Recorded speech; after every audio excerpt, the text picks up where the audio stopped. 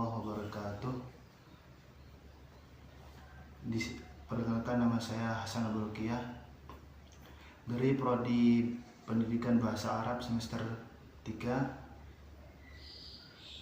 Di sini saya ingin menjelaskan sebuah tugas studi syarah dari beliau Pak Muzammil, di mana materinya ini adalah isim musanna.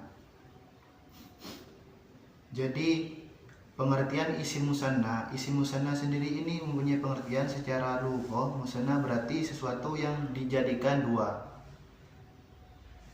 Secara istilah dalam ilmu nahwu, al-musanna huwa ma dalla 'ala al-itsnaini aw itsnataini bi ziyadatin fi akhirih shalihin litajarrudi. Jadi yang mana secara istilah isim musanna yakni isim yang menunjukkan makna dua, baik laki-laki atau perempuan, dan menambahkan huruf tertentu di akhirnya. Dan jika tambahan itu dihilangkan, maka ia kembali menjadi bentuk mufrad. Artinya bermakna tunggal.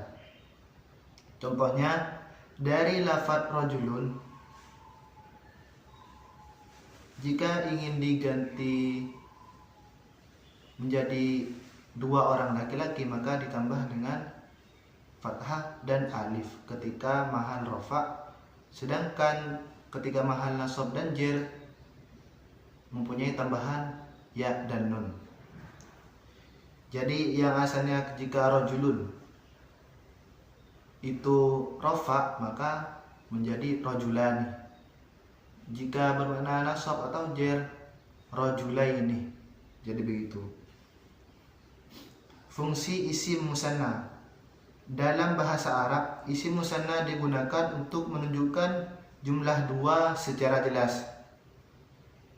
Bahasa Arab memiliki kekayaan gramatikal, bukan hanya tunggal dan jamak, tetapi juga ada bentuk ganda, yakni isim musanna ini sendiri. Fungsi ini penting karena membuat makna kalimat lebih tepat dan terukur, memudahkan penutur membedakan antara satu, dua, dan banyak, serta menunjukkan keindahan susunan balaghah dalam kalimat Arab. Syarat-syarat isim musanna. Jadi isim musanna sendiri ini mempunyai beberapa syarat. Jadi yang pertama, syarat-syarat dari isim musanna yakni harus isim. Artinya tidak boleh berupa artinya kata benda, bukan fiil, artinya bukan kata kerja atau kata huruf. Jadi harus sebuah isim, termasuk kalimat isim, bukan fiil ataupun apalagi huruf. Yang kedua,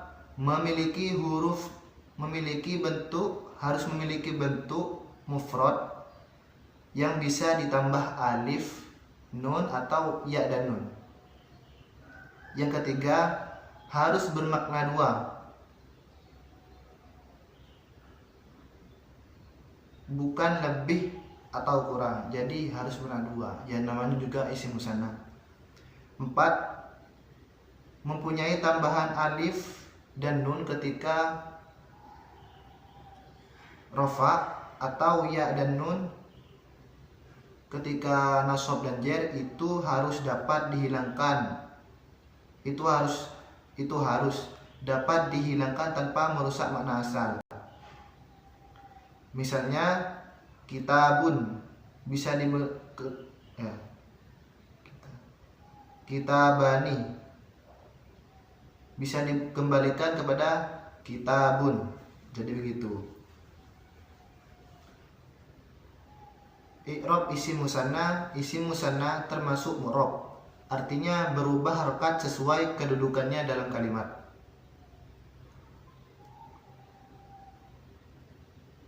Dan nun pada akhir isim musanna dihapus jika kata itu menjadi mudhof.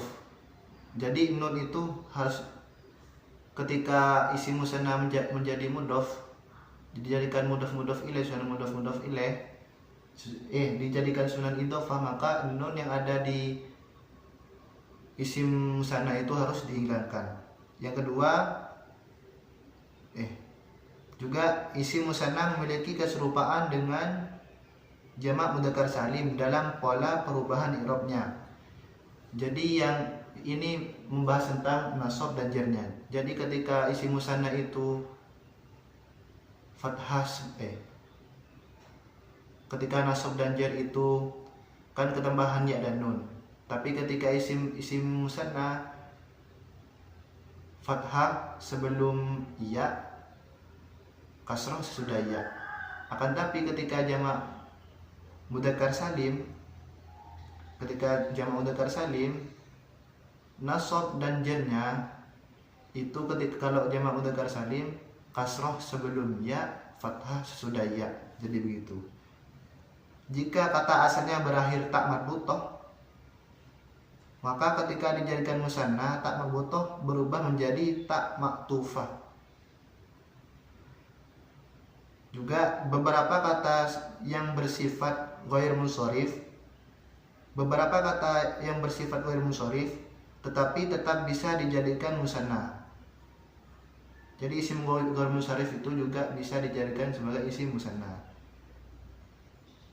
Contohnya masajidu.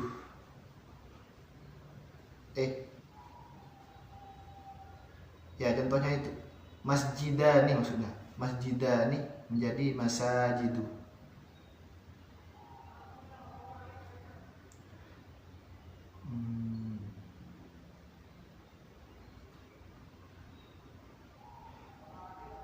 Hikmah bahasa dan keindahan bahasa juga. Bahasa Arab termasuk sedikit bahasa yang memiliki bentuk khusus untuk dua.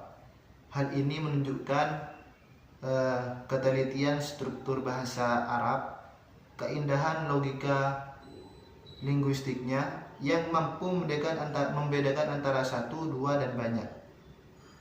Jadi hikmah ketiga dari susunan Arab, struktur bahasa Arab juga yang ketiga, kemudahan dalam pemahaman makna dan kejelasan dalam komunikasi. Mungkin sekian dari saya, jika banyak salahnya mohon maaf. Assalamualaikum warahmatullahi wabarakatuh.